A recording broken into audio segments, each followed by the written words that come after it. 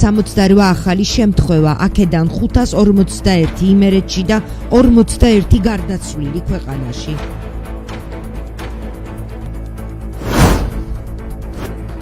კიდევ ერთი შეიარაღებული ძარცვა თბილისში მიკროსაფინანსო ორგანიზაციაში შეიარაღებული მძარცველი შეიჭრა.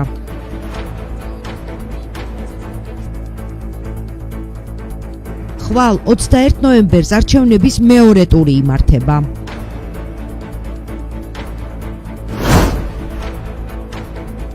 ძლიერმა ქარმა ქუთაისში რამდენიმე უბანში ხეები მოგლიჯა. მერაბ ბერძენიშვილის ქანდაკება მზე ჭაბუკი კვლავ ქუთაისში ლევან აბაშიძის გამზირზე დაიდგმება.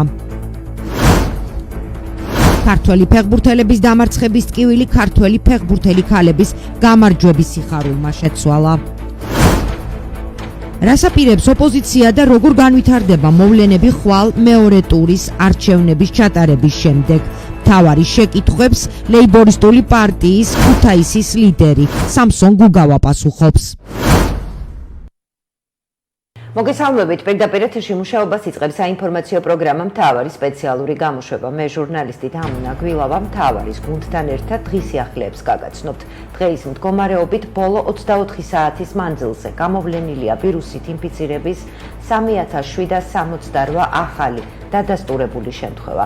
ქვეყანაში COVID-19 პანდემიის გავრცელებიდან დღემდე გამოვლენილი დადასტურებული შემთხვევების საერთო რაოდენობა 96860-ია.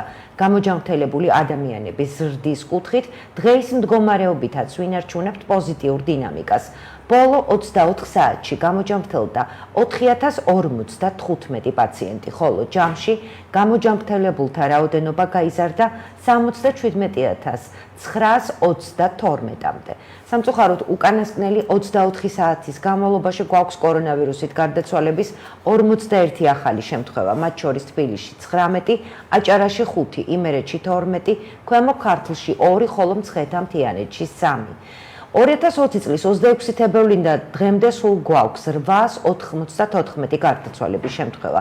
დღეს გამოვლენილი ინფიცირების 3768 ახალი შემთხვევიდან თბილისში გამოვლენილია 1453, აჭარაში 676, იმერეთში 521, ქვემო ქართლში 183, შიდა ქართლში 165, გურიაში 42, სამეგრელო ზემო სვანეთში 363, კახეთში 130, მცხეთა მთიანეთში 96, სამჩხე ჯავახეთში 95, რაჭა-ლეჩხუმსა და ქვემო სვანეთში კი 24 შემთხვევა. არსებული ინფორმაციით თბილისში წერეთლის გამზირზე მდებარე მიკროსაფინანსო ორგანიზაცია MBC-ის შენობაში შეიარაღებული პირი შეიჭრა. ადგილზე მობილიზებული არიან სამართალდამცავები, მათ ტერიტორია სპეციალური ლენტით აქვს შემოსაზღვრული. შინაგან საქმეთა სამინისტროს საპატრულო პოლიციის დეპარტამენტის დირექტორის ვაჟა სირაძის ინფორმაციით წერეთლის გამზირზე მიკროსაფინანსო ორგანიზაციაში 9 პირია მძევლად აყვანილი. გთავაზობთ კადრებს, რომელიც TV პირველის პირდაპირ ეთერში გავრცელდა.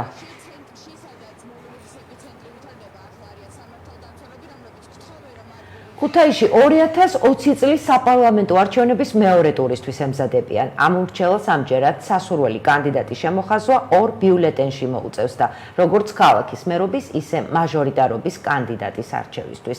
ქუთაისში 154,928 ამომრჩეველია რეგისტრირებული და ხვალ 21 ნოემბერს არჩევნების მეორე ტურია.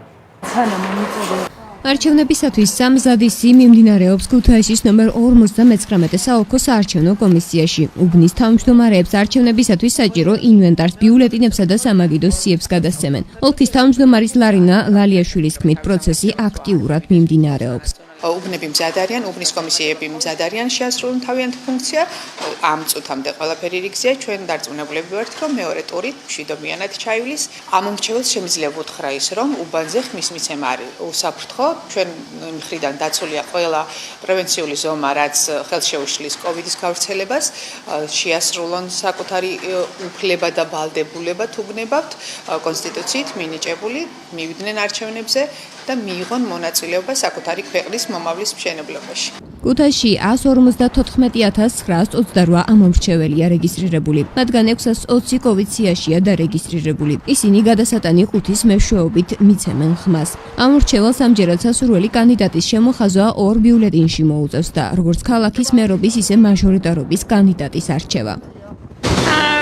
რა ვიცი, მე თბილისში ვარ ჩაწერილი, ასე რომ სამწუხაროდ ვერ შევძლებ არჩევნებზე მისვლას. პოზიციის გადაწყვეტილებაზე, რა თქმა უნდა, ახლა მათაც აქვთ უფლება რომ მოითხოვონ და ვფიქრობ, რომ ნაწილობრივ ისინიც მართალნი არიან. არა ვარ შვილო მაგის ხასიათზე და ქვეყანა გვაქვს დაქცეული და არა ვარ მაგის ხასიათზე.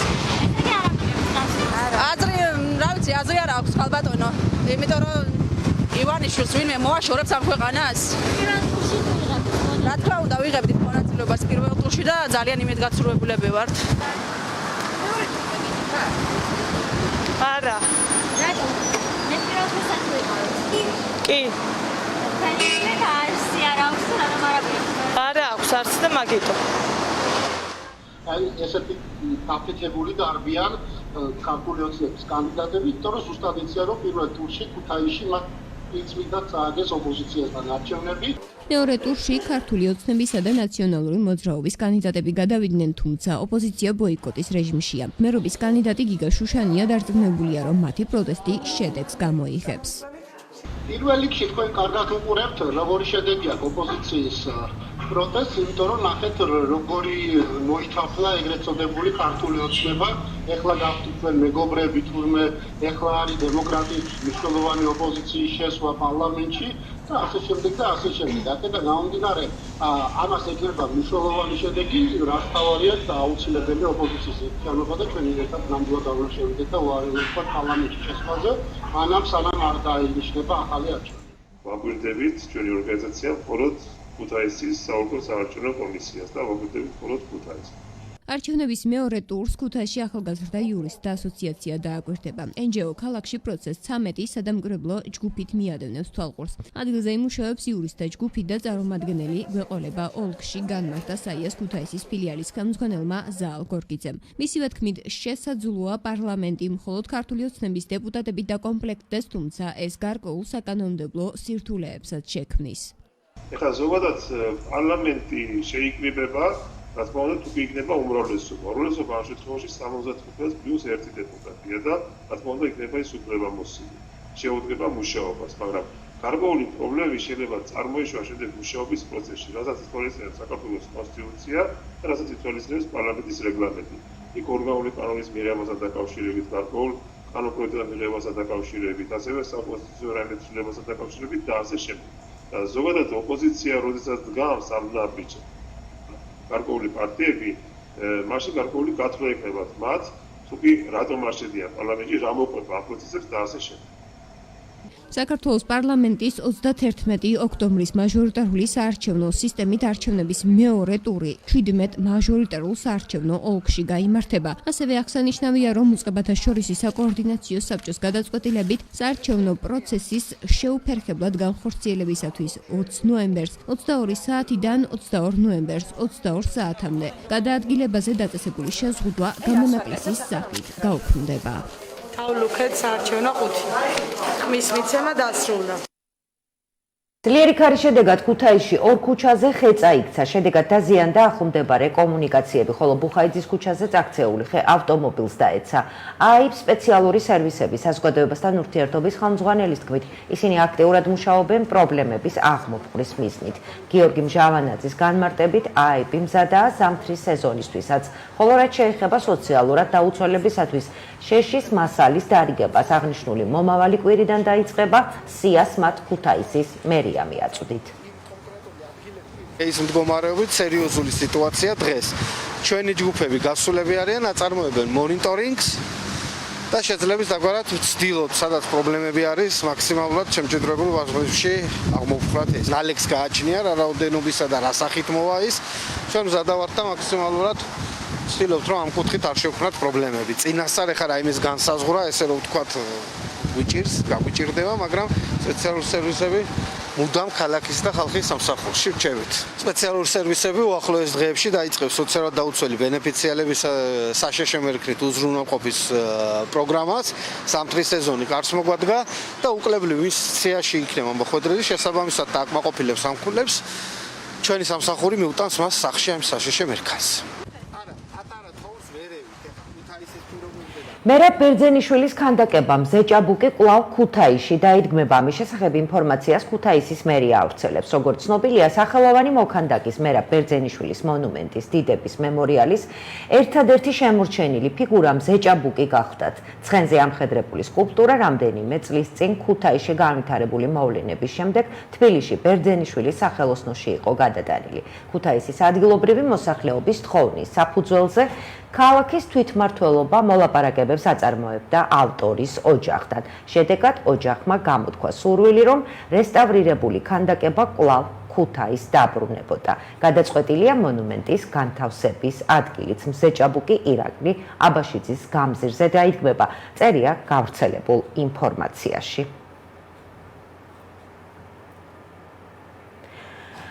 საინფორმაციო პროგრამა მთავარი პირდაპირ ეთერში აგრძელებს მუშაობას. ახლა კი ერთი პოზიტიური სიახლე. ქალთა საფეხბურთო კლუბი ლანჩხუთი ჩემპიონთა ლიგის 32 საუკეთესო კლუბში მოხვდა. საქართველოს ჩემპიონმა რუსეთში ოლიმპია კლუჟი ანგარიშით 1-0 დაამარცხა და მომდევნო ეტაპზე გადავიდა. გუნდის მწვრთნელმა გიორგი ჩხაიძემ დანაპირები შეასრულა და მოგებული თამაშის შემდეგ გასახდელში იცეკვა. პირველი თამაშის შემდეგ გოგოებს დავპირდით თუ მოვიგებთ ვიმღერებ მეთქი. ახლა კი დავპირდით თუ მოვიგებთ ვიცეკვებ მეთქი და ვასრულებთ დანაპირებს. ამბობს გიორგი ჩხაიძე. ისტორია დაიწერა. ლანჩხუთი პირველი ქართული საფეხბურთო კლუბია, რომელიც ჩემპიონთა ლიგაზე იასპარეზებს. წერს საქართველოს ფეხბურთის ფედერაცია. ვიღავი გოგოებზე რა. წინა თამაში ვიღავი დაპირებული რომ ვიმღერებ მეთქი და ეხლა ვიღავი დაპირებული რომ თუ მოვიგეთ ვიცეკვებ მეთქი. აქ ისეთი გუნდია და ისეთი ყაჩაღები და ისეთი გლების ხროვა არავინ არ გაბადიებს. ასე რომ ზადვა რომ ვიცეკვებ. სიტყვა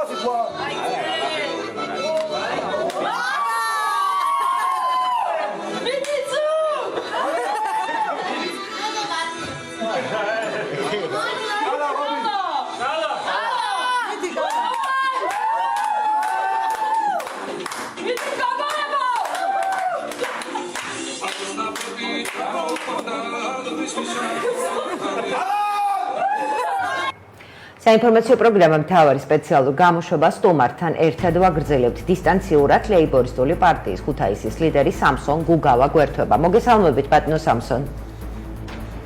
მოგესალმებით, დიდი მადლობა მოწვევისათვის. ბატონო სამსონ, 21 ნოემბერს არჩევნების მეორე ტური იმართება. ოპოზიციური პარტიები არჩევნებში მონაწილეობას არ ღებულობენ. რაიმე აქციას ხომ არ გეგმავთ გაერთიანებული ოპოზიცია, ან რა მოლოდინი გაქვთ? როგორ ჩაივლის 21 ნოემბრის მეორე ტურის არჩევნები? კიდევ ერთხელ მოგესალმებით. რაც შეეხება ხვალინდელ დაგეგმილ მეორე ტურს, ხელისუფლება კომიკურ სიტუაციაში მოექცა. თუ შეიძლება ამას კომიკურიც უწოდოთ, ეს უფრო ტრაგიკული სიტუაციაა ქვეყნისთვის, რადგანაც ჩვენ დაგვაბრუნეს ადრეულ წარსულ წლებში, სადაც ერთპარტიული არჩევნები ტარდებოდა და ზოგადად ადამიანებს ერთ ადამიანს დაავალებდნენ რამოდენიმე ათეულობით ადამიანის ნაცვლად ხმა მიეცათ წინასწარ განსაზღვრული კანდიდატისთვის, რომელიც კონკურენტო იყო. ისეთი სიტუაცია გვაქვს სამწუხაროდ ქვეყნისთვის, რადგანაც ხვალინდელ არჩევნებში არც ერთი ოპოზიციური კანდიდატი არ იღებს მონაწილეობას. ხელისუფლება დარჩენილია მხოლოდ და მხოლოდ მარტო, რაც იმას ნიშნავს, რომ ის მომავალ პარლამენტშიც მარტო იქნება წარმოდგენილი, რაც ერთის მხრივ არის ქვეყნისთვის კიდევ ერთხელ გავმეორდები ტრაგიკული იმდენად, რამდენადაც ამ კრიზისულ პერიოდში, რაც ქვეყანას რეალობა წინ უდგას, მნიშვნელოვანი და არსებითად სასიცოცხლო და აუცილებელი იყო ხელისუფლების ცვლილება და ეს ქართულმა ამომრჩეველმა თუნდაც მათი დათვლებით იმ არა სამართლიანი დათვლებით 52%-მა უარი უთხრა ხელისუფლებას და მოითხოვა ახალი ხელისუფლება, ანუ ხელისუფლების შეცვლა ქვეყანაში, რომელიც უზრუნველყოფდა არსებული კრიზისიდან გამოყვანას, ქვეყნის არსებული კრიზისიდან გამოყვანას, მაგრამ ჩვენ ნახეთ, ხელისუფლებამ ჩვეულ სტილში იძალა და სხვა რაიმე სახელი ამას არ აქვს. ეს არის ამომრჩეველზე ძალადობა, რადგანაც მან გაამრუდა ამომრჩევლის ნება, თავისუფალი ნება.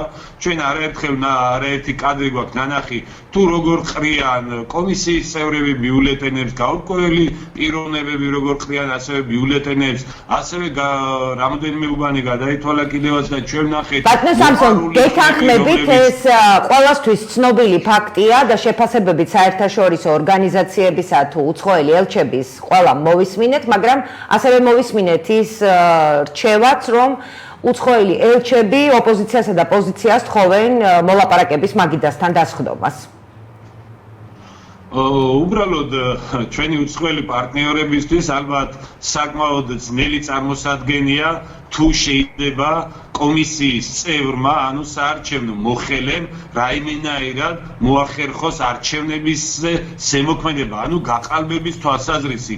ალბათ ეს მათთვის ძნელი წარმოსადგენია, მაგრამ გადაწყვეტილებებს იღებს ქართული პოლიტიკური სპექტრი, ამ შემთხვევაში ქართული ოპოზიცია მოწოდების სიმაღლეზეა და ერთიანად აბსოლუტურად სწორად აფასებენ ქვეყანაში ჩატარებული არჩევნების არალეგიტიმურობას, რადგანაც ეს არის მოპარული არჩევნები, ეს არის სამარცხვინოდ ჩატარებული არჩევნები, შესაბამისად ჩვენი უცხოელი პარტნიორები ცდილობენ, რა თქმა უნდა, რომ დიალოგის რეჟიმში გადაიყვანონ დაპირისპირებული მხარეები, უბრალოდ ჩვენ გვიწევს ქართულ ოპოზიციას უწევს დარწმუნება, რომ ამ შემთხვევაში ხელისუფალი ყავს მოძალადე, რომელმაც მოპარა ძალადობით ქართველ ამომრჩეველს არჩევანი. ქართველმა ამომრჩეველმა შეცვალა ხელისუფლება, მაგრამ ხელისუფლებას არ სურს არსებული რეალობის მიღება.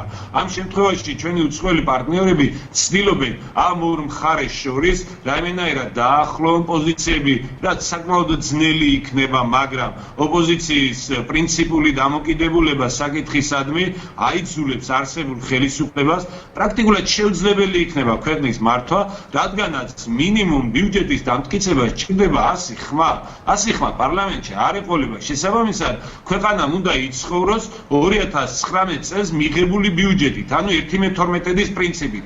როგორ წარმოგიდგენიათ, რამდენი ხანი შეიძლება პირობითად ავიღოთ ხელისუფლება ერთპარტიულ პარლამენტში გააგრძელა ფუნქციონირება, უბრალოდ ქვეყნის მართვაში შეიქმნება. არაფერს ვამბობ საერთაშორისო ბატონო სამსონ, შექმნილი ვითარებიდან გამომდინარე, როდესაც ოპოზიცია აცხადებს, რომ მოლაპარაკების მაგიდასთან არ დაჯდება თუ არ იქნება ხელახალი არჩევნები, როდესაც ოპოზიცია ამბობს, რომ არ შევა პარლამენტში. მთავრობა აცხადებს, რომ ოპოზიციის ეს პოზიცია არის შანტაჟის ენა. არანაირი შანტაჟის ენა არ არის. ამაზე უნდა ეფიქრა ხელისუფლებას მაშინ, როდესაც ის ამზადებდა და გეგმავდა არჩევნების გაყალბებას.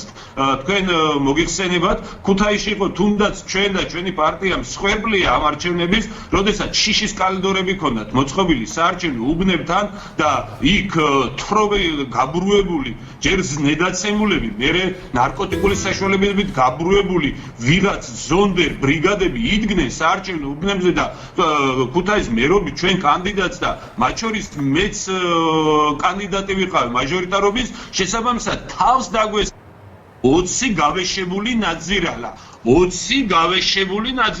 ეს იმას ნიშნავს, რომ არჩევნები ჩატარდა ეს მარტო ჩემს შემთხვევაში არ მომხდარა, ეს მოხდა ქვეყანայի უამრავ საარჩევნო უბანზე. აი სწორედაც მაშინ უნდა ეფიქრა, როდესაც პოლიციაც იქ იდგა, პოლიციამ ხელი არ გაანწრია იმისათვის, რომ არსებული სიტუაცია შეეცვალა, ანუ პოლიცია და კრიმინალური სინდიკატი ერთად მოქმედებდნენ ამ არჩევნებზე, ხელისუფლება დაეყრდნო პოლიციასა და კრიმინალურ სამყაროს რაღაც წარმომადგენლებს და ამათმა ჩაატარეს არჩევნები. ერთი შიშის სახელმძღვანელოები, მეორე საარჩევნო ურნებში ბიულეტენების ჩაყრა, მესამე მოპარვა მიცემული ხმების და თქვენ წარმოგიდგენიათ ამდენი манипуляციის შემდეგაც კი 48%-ზე მეტი ვერაწია. რეალური რეიტინგი 20%-ს არ აღემატებოდა ხელისუფლების ის სამარცხინო წააგებდა ამ არჩევნებს. შესაბამისად, ოპოზიციის ეს პრინციპულობა არის ეპოქალური მნიშვნელობის, იმდენად რამდენადაც ზუსტად ამ პრინციპულობამ უნდა უზრუნველყოს ხელახალი არჩევნები და ეს პრინციპულობა ბატონო სამსონ, ხელისუფლება აქ იშველიებს კონსტიტუციას. გაყალბების ბატონო სამსონ, რომ რეალურად დასჯადი იყოს და არა მხოლოდ ფურცელზე გვეწეროს და მხოლოდ მოჩვენებითად. ბატონო სამსონ, მე ესმის ოპოზიციის ალბათ ყველას, მაგრამ მთავრობის წევრები აცხადებენ, რომ კონსტიტუციით დარეგულირდება ეს პრობლემა, იმიტომ რომ თუ თქვენ მაინც არ შეხვალთ პარლამენტში ოპოზიციის წარმომადგენლები, კონსტიტუციურად პარლამენტმა 150-ვე პარლამენტარის უფლებამოსილება უნდა სცნოს და შემდეგ მოხდება მათთვის ან ხმის უფლების შეწყვეტა, ან საერთოდ კენჭს არ ვუყრით ამ საკითხსო, ასე განაცხადეს მმართველი პარტიის წარმომადგენლებმა. ეს არ ცვლის რეალობას. ჯერ ერთი რომ თუ არჩეული დეპუტატები მიმართავენ წერილობით უფლებამოსილების შეწყვეტაზე, ამას პარლამენტი იღებს მხოლოდ ცნობის სახით და მას არ აქვს უფლება უარი უთხრას უფლებამოსილების შეწყვეტაზე. მხოლოდ და მხოლოდ ცნობის სახით იღებს, მაგრამ ესეც რო არ იყოს, მე თქვი და გავმეორდები კიდევ ერთხელ, რომ უბრალოდ შეუძლებელი იქნება მართვა. მთელი რიგ კანონების მიღება სჭირდება 100 ხმა, ანუ 2/3 პარლამენტში არ ყავს ხელისუფლებას, ყავს 90 დეპუტატი, 90 დეპუტატი შეუძლებელი იქნება თუნდაც კანონი ბიუჯეტის შესახებ, რომელიც უმთავრესი კანონია, რითაც უნდა მოხდეს არსებული შემოსულობების აღრიცხვა და იმ შემოსულობების ხარჯვის დაგეგმვარება, ხო? როგორ შეიძლება ამ კანონს თუ ვერ მიიღებ, უნდა იხელმძღვანელოს წინა ბიუჯეტით 1/12 პრინციპით, მაგრამ 2019 წელს მიღებული კანონი ბიუჯეტის შესახებ როგორ იმუშავებს 2020 წლის იანვარი, თებერვალი, მარტი, ან ოქტომბერში, დეკემბერში, ან 2022 წელს, 2023 წელს თუ მარტო დარჩებიან და მომავალი 4 წელი შეეცდებიან, მარტო იყვნენ პარლამენტში, პრაქტიკულად შეუძლებელს გახდის ხელისუფლების მართვას, სახელმწიფოს მართვას. რატომ ბატონო სამსონ, ეს იქნება ერთპარტიული მართველი ჯერ ისედაც პარლამენტი? როგორ? უკაცრავად ვერ გავიგე. რატომ ეს იქნება ერთპარტიული პარლამენტი თქო? ეს იქნება და ფუნქციონირება იქნება შეუძლებელი. მე არ ვიცი სწორად ახსენი თუ არა, კიდევ გავმეორდები, ქვეყნის მთავარი კანონი არის კანონი ბიუჯეტის შესახებ. ანუ იმ თანხის სწორად განაწილება. თუ ამ კანონს ვერ მიიღებენ, მათ მოუწევთ 1/12 პრინციპით, ანუ ყოველ თვეში 1/12 ბიუჯეტის უნდა დახარჯონ, მაგრამ როგორ გავიგოთ, იქ გაიზარდა, შემცირდა, ანუ დამატებითი სახსრები გაჩნდა, ცვლილებებს ვერ შეითამაში და ასე შემდეგ და ასე შემდეგ. ანუ ეს იმას ნიშნავს, რომ მართვა გახდება შეუძლებელი. ჯერ ისედაც კრიზისული სიტუაცია ქვეყანაში, ჩვენ ხედავთ რეალურად ლოკდაუნია, ეს გაჩერებულია ყველაფერი, ხვალდაზე კიდევ უფრო დიდი საშიშროება გველოდება. ამის შემდეგ რა ხდება, ჩვენ ვკეტავთ ადამიანებს სახლში და ამის საფრთხე, რეალური საფრთხე გვიდგას, ხოლო რა შვებით, როდესაც ჩაიკეტება ჯერ ისედაც მწირი სამუშაო ადგილები. ადამიანები დარჩებიან შემოსავლის გარეშე, საქართველოს არ ეყოლება ხელისუფალი, რომელიც რეალურ გადაწყვეტილებებს მიიღებს და კრიტიკულ სიტუაციაში მას დაჭირდება ამა თუ იმ გადაწყვეტილების მიღება თუნდაც საპარლამენტო დონეზე. შესაბამისად, მართვა გახდება შეუძლებელი, ეს გამოიწვევს მომავალში ქაოტურ სიტუაციას, რომელსაც არც ხელისუფალს ურჩევ ამას, არც ოპოზიციას, არც არავის, ჯერ ისედაც რთული მდგომარეობა გვაქვს და ხელისუფლება თავისი ამ გაჯინიანებით, ხელისუფლება ამ თავისი დანაშაულებრივი ქმედებებით, რითაც მან გააყალბა და მიიტაცა არჩევნები, ქვეყანას მიაყენებს გამოუსწორებელ ზიანს. ამ ზიანის გამოსწორება იქნება შეუძლებელი, თუ ეს ასე გაგრძელდა და კარგად უნდა გაიაზროს ხელისუფლებამ და ჩვენ ვცდილობთ საერთაშორისო პარტნიორებს მომხმარებლებსაც მივაწოდოთ სრულყოფილი ინფორმაცია თუ რა საფრთხეების წინაშე დგას ქვეყანა რომელსაც უდგას ყოფნა არ ყოფნის საკითხი და ეს არის იმ ნაძირალა ხელისუფლების დამსახურება რომელმაც ასე უგულველყო ქართული ხალხის ნება რომლითაც ქართულმა საზოგადოებამ შეცვალა ხელისუფლება დღეს ჩვენ უნდა ვყოლოდა ფორმირების პროცესში კოალიციური მთავრობა რომელიც დღეიდანვე იზრუნებდა ხვალინდელ მდგომარეობაზე ხოლო ბატონ სამსონ თუმცა მთავრობა ამას ასე არ თulis ისინი თვლიან რომ მიიღეს ხმები ადამიანებისაგან და ყავთ ამომრჩევლები რომლებმაც მათ მისცეს ხმა ერთი და ბოლო კითხვა მინდა დაგისვათ ერთი და ბოლო შეკითხვა მინდა დაგისვათ თქვენი პროგნოზით აქტივობა ხვალინდელ არჩევნებზე მაღალი იქნება ბუნებრივია მაღალი არ იქნება გითხარით კიდევაც რომ მათივე დათვლებით 48%-მა მოსული ამომრჩევლის 48%-მა გამოუცხადა ნდობა. ანუ ნახევარზე ნაკლებმა. მეორე ნახევარი რომელიც ხო გჯერათ რომ არ მივა ოპოზიციურად განწყობილი ელექტორატი არჩევნებზე არ მივა. შესაბამისად, აქტივობა მინიმუმ განახევრებული იქნება, მაგრამ არც იმდენი აქტივობა არ იქნება.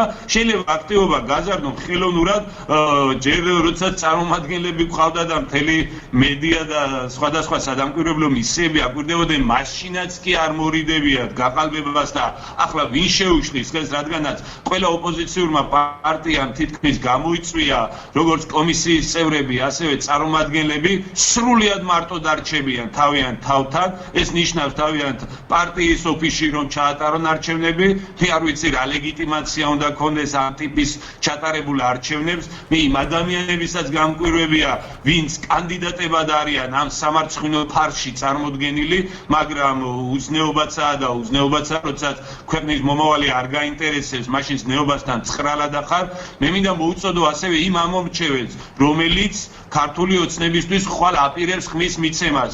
ეს იქნება დანაშაული ქვეყნის ერის წინაშე.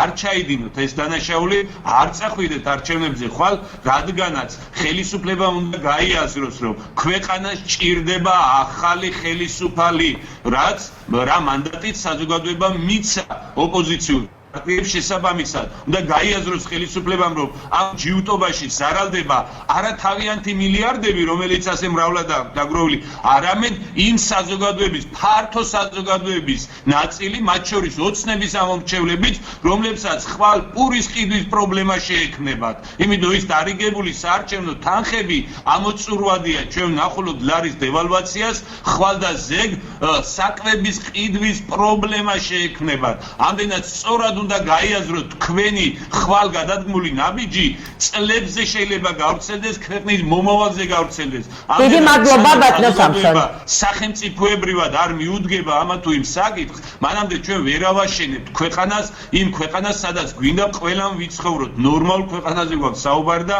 არა ოლიგარქიულ ფუნდუკზე სადაც იძულებისა და რაღაც რეჟიმის მსგავსი ფორმაცია შეგვიქმნა რაღაც ასეთი შესაბამისად თითოეულ ჩვენგანს მართებს მოწოდებაზე მადლობა ბატონო სამსონ ჩვენი დრო ამოიწურა და დაგემშვიდობებით ტელემაყურებლებს კი შევახსენებთ რომ მთავარი შეკითხვებს ლეიბორისტული პარტიის ქუთაისის ლიდერი სამსონ გუგავა პასუხობდა საინფორმაციო პროგრამა მთავარი სპეციალურ გამოშვებას თბილისის სტუდია აგრძელებს მე ჟურნალისტი თამუნა გვილავა მთავარის გუნდთან ერთად გემშვიდობებით ორშაბათამდე მადლობა რომ გვიყურებთ ნახვამდის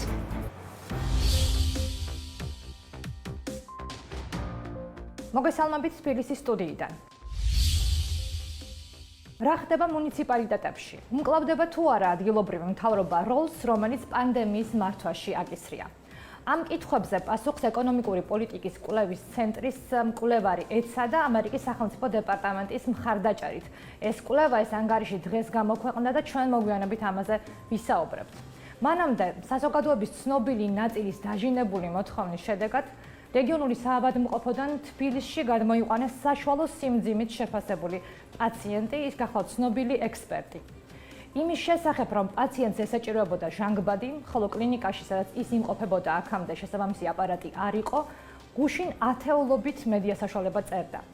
სოციალურ მედიაში კი ჯანდაცვის სამინისტრო მიიღო ასეულობით მონიშნა მოთხოვნით, რომ პაციენტი გადმოყვანილიყო თბილისში. დღეს ყველას, მათ შორის ჩვენს, მიღწეული შედეგი გვახარებს პაციენტის რეგიონიდან თბილისში გადმოყვანის შესახებ. ამავე დროს შეგახსენებთ, რომ სტაციონარში მეთვალყურეობის ქვეშ დღევანდელი ოფიციალური მონაცემებით იმყოფება 5869 ადამიანი, რომელთა დიდი ნაწილი ჩვენთვის აბსოლუტურად უცნობი ადამიანია. ანუ არ არიან ცნობილები, სწორედ ამიტომ ისინი საქართველოს რეგიონებში მათი დიდი ნაწილი განაგრძობს მკურნალობას. თბილისსა და რეგიონებს შორის ჯანდაცვის ხელმისაწვდომობის სხვაობაზე ჩვენ ვისაუბროთ უკვე ხსენებული ანგარიშის ავტორთან ნინო მირზიკაშვილთან. დიდი მადლობა ნინო ინტერვიუსთვის და იმისთვის რომ დრო გამონახეთ ჩვენთან შესახვედრად. ჩვენი პირველი კითხვა უკავშირდება სწორედ აი ჩვენ რეჟისორს თხოვ მოგვიანებით რომ აჩვენოს მუნიციპალიტეტების ვებგვერდებით თუ როგორ გამოიყურება COVID-19-ის პანდემიის ჟამს. თქვენგან მაინტერესებს, რას მიათითებს ის, რომ კვალიც კი არ ეტყობა ვებგვერდებს, რომ პანდემია გვაქვს ქვეყანაში. გამარჯობათ, მოგესალმებით, მივესალმებით თქვენს ტელემაყურებელს. ძალიან მნიშვნელოვანია კომუნიკაცია და საკომუნიკაციო სტრატეგია, რაც ქვეყნის მთავრობამ და მათ შორის მუნიციპალიტეტებმა უნდა გააკეთონ მოსახლეობასთან. ვებგვერდებზე დაგეთანხმებით, მე მრავალი მუნიციპალიტეტის ვებგვერდი დავათვალიერე და სამწუხაროდ ინფორმაცია COVID-19-ის შესახებ და COVID პრევენციული ღონისძიებების შესახებ არ მოიძებნება მუნიციპალიტეტს უმეტეს შემთხვევაში მათ ვებგვერდებზე. აქედან გამომდინარე, ეს იმას მეტყველებს, რომ ძალიან სუსტია საკომუნიკაციო სტრატეგია და ვებგვერდი ერთ-ერთი საშუალებაა, რა თქმა უნდა, არის ძალიან ბევრი დღევანდელ დღეს საშუალება, არის სოციალური მედია, არის პირდაპირი კონტაქტი იმისაც, რომ მოქალაქეებს კარგად აუხსნათ, რაში მდგომარეობს COVID-19-ის პანდემია, რა პრევენციული ღონისძიებები უნდა გააკეთონ მათ, იმისათვის, რომ თავიდან ავიცილოთ ჩვენს დაავადება და მაქსიმალურად შემცირდეს ის დრამატული ციფრები და ის დრამატული გავრცელება, რომელიც დღეს არის საქართველოს მასშტაბით. ნინო, თქვენს ანგარიშში არის აღნიშნული კახეთის შემთხვევა, ის რომ კახეთმა ჯერ შეძლო დიდი ხნის განმავლობაში არ ჰყოლოდა ინფიცირებული ადამიანი და შემდეგ უკვე პრინციპში ციფრებიც აჩვენებს, რომ უკეთ მართავს ეს რეგიონი ამ პანდემიას. როგორ ფიქრობთ, რა შეიძლება იყოს ამის მიზეზი? რამდენად კარგად მუშაობს ადგილობრივი სამსახურები და რამდენად მნიშვნელოვანია ეს როლი? კორონა ეპიდემიასთან ბრძოლაში ძალიან დიდი როლი აქვს ადგილობრივ სამსახურებს და მუნიციპალიტეტების როლი ამ შემთხვევაში ძალიან მნიშვნელოვანია. კოდექსის თანახმადაც მუნიციპალიტეტები უფლებამოსილები არიან განახორციელონ და უზრუნველყონ თავისი მოსახლეობის ჯანმრთელობის მდგომარეობა და ამისათვის ძალიან მნიშვნელოვანია მთელი რიგი ღონისძიებების გატარება. ამიტომ ადგილობრივი საზოგადოებრივი ჯანდაცვის სამსახურების მუშაობაზე ძალიან ბევრი რამე არის დამოკიდებული დღევანდელ დღეს.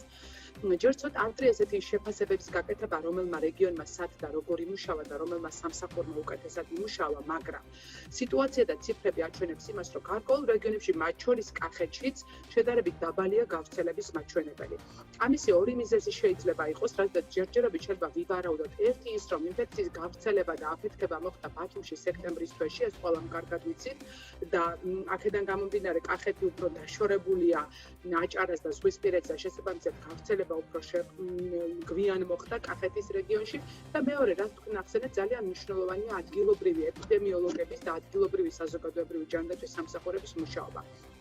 მათ მუშაობაზე ბევრი რამეა დამოკიდებული, თუ როგორ მიყვებიან ისინი კონტაქტებს, რა სიხშირით იკვლევენ კონტაქტებს, როგორ ხდება მოსახლეობის ტესტირება და მეტი წილის პრევენციული ღონისძიებები, რაც თავიდან აგვაცილებს ვირუსის ფართო მასშტაბიან გავრცელებას. თუმცა დღევანდელ დღეს, როცა ციფრები უკვე დღეს უკვე 3700 ინფიცირებული ყავს, როგორც გამოაცხადეს უწყებად საბჭოზე, ძალიან დრამატული მატებაა და უნდა ვივარაუდოთ, რომ ეს სრულად არ გვექნება. მაშინ აი დრამატული მატების შესაჩერებლად ნინო გვინდა სწორედ რეგიონებისთვის, მუნიციპალიტეტებისთვის თქვენი რეკომენდაციები და რა შეიძლება გაკეთდეს იმისთვის, რომ დრამატული მატება აღარ გქონდეს. ძალიან მოკლედ თუ შეიძლება, რადგან დროში შეზღუდული ვართ. ძალიან მოკლედ მოგახსენებთ, რომ მუნიციპალიტეტებმა აუცილებლად რა თქმა უნდა კოორდინირებულად უნდა იმოქმედონ ცენტრალურ ხელისუფლებასთან ერთად.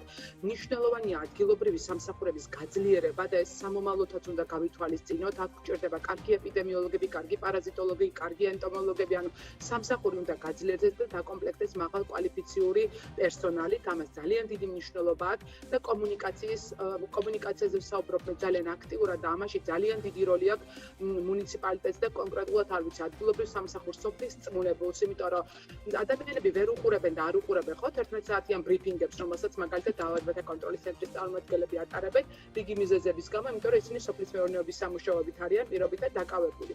აქედან გამომდინარე, ამ შემთხვევაში სოფლის წმუნებულს დიდი როლი აქვს იმაში, რომ მის თანამოქალაქეს, მის თანასოფლელს აუხსნას, რომ აუცილებელია პირბადის ტარება. პირბადის ტარება 95%-ში ამცირებს ინფექციის გადადების სიხშირეს. აქედან გამომდინარე, ძალიან კარგი ინტერვენცია პირბადად. ჩვენ ქცევა უნდა შევიცვალოთ მოქალაქეებმა და აუცილებლად, სანამ ვაქცინა იქნება და ჯერჯერობით მაინც შორი პერსპექტივა ეს ვაქცინა, აუცილებლად ყველამ უნდა ვატაროთ პირბადე, განსაკუთრებით დახურულ სივრცეში. და აი ამაში ძალიან დიდი როლი აქვს ადგილობრივ სამსახურებს. ძალიან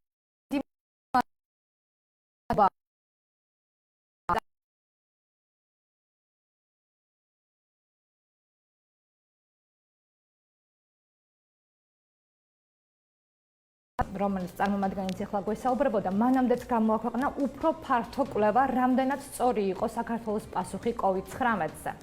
ამის შესახებ ვრცელი რეპორტაჟი ნატალია ნემსაძე მოგვიმზადა და ვნახოთ. არის თუ არა ლოკდაუნი ხელისუფლების მიერ წოდებულ უხილავ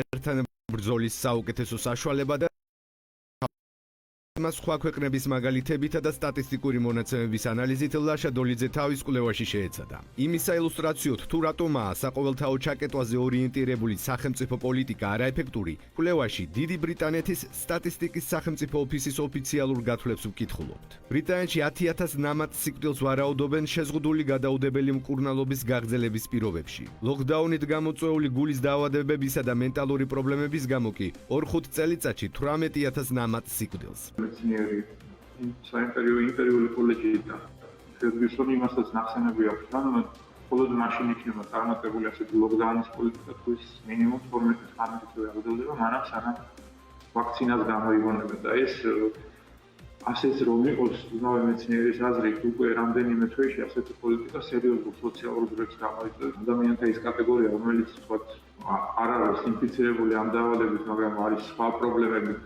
ასე თქვათ, ლაკანებული და ჭირდება ექიმის დახმარება, ვერ მოახერხებს ამას, იმართი მიზეზით, რომ ყველა რესურსი გადასროლილი იქნება აი ამ დაავადების კორონავირუსის წინააღმდეგ, ესე იგი, იმერე უმუშევრობის საკითხი, იზოლაციის საკითხი, განათლების სისტემის როგორც ლაშა დოლიძე ჩვენთან საუბრისას ამბობს, კორონავირუსთან საბრძოლველად ერთი უნივერსალური რეცეპტი არ არსებობს. მისივე თქმით, ამაზე მეტყველებს ის, რომ ერთი და იგივე პოლიტიკის მქონე ქვეყნებში მდგომარეობა განსხვავებულად განვითარდა. მას ასევე იაპონიის მაგალითიც მოყავს. ლოკდაუნი იაპონიას არ ქონია. ეს აქ კონსტიტუციით აკრძალულია, სადაც დღეში გარდაცვლილთა რიცხვი არასცილებია 1 მილიონ კაცზე.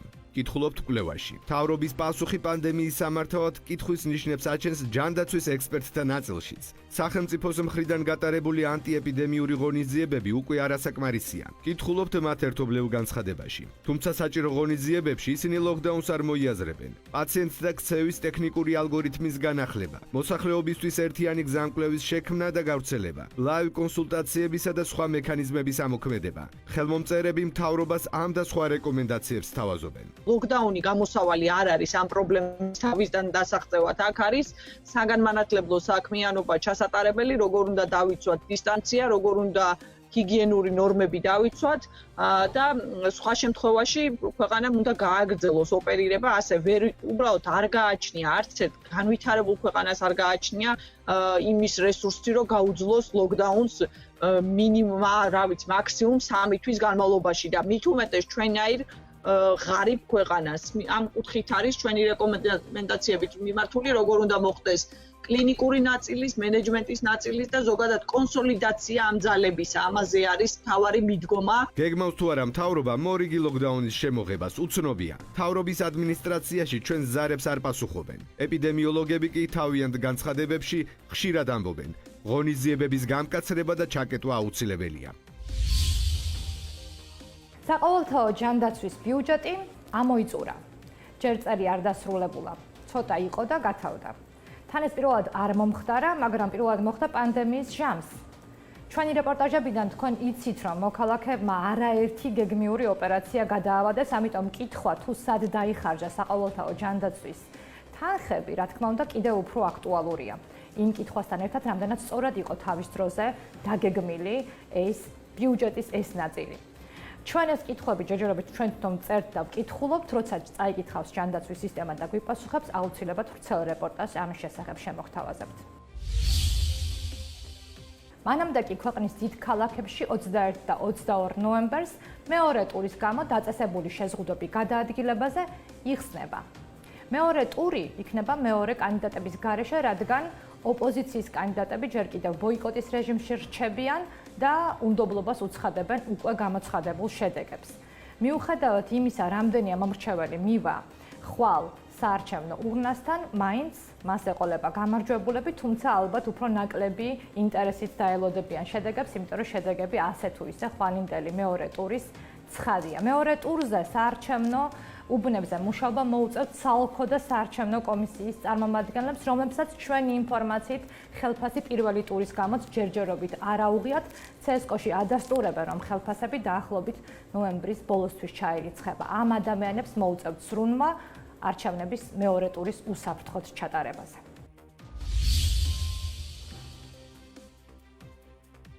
საქართველოს ფარგლებს გარეთ განვითარებული მოვლენების დროა.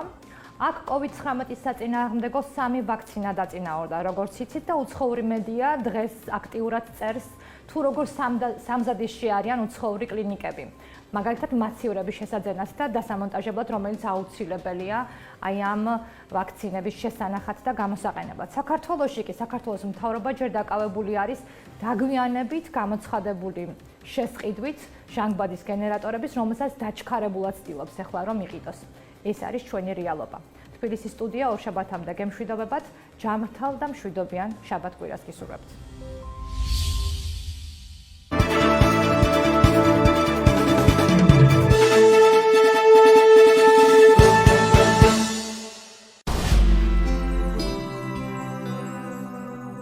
დაადრიალე ჯითი ბორბალი და მოიგე 1000 ფრისპინი ყოველდღე.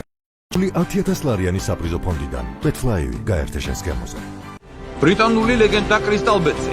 ითამაშე რაც გინდა და აგროვე გათამაშების ბილეთები და ყოველ მეორე დღეს 18 საათსა და 40 წუთზე მოიგე 20 Range Rover-დან ერთ-ერთი. კრისტალ ბეტი, უდამ ნომერი პირველი.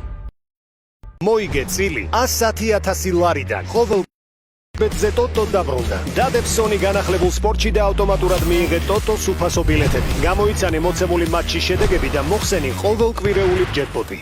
ეს არის სპორტი. acara.bet.com. რა არის ახალი? უპრეცედენტო შეთავაზება.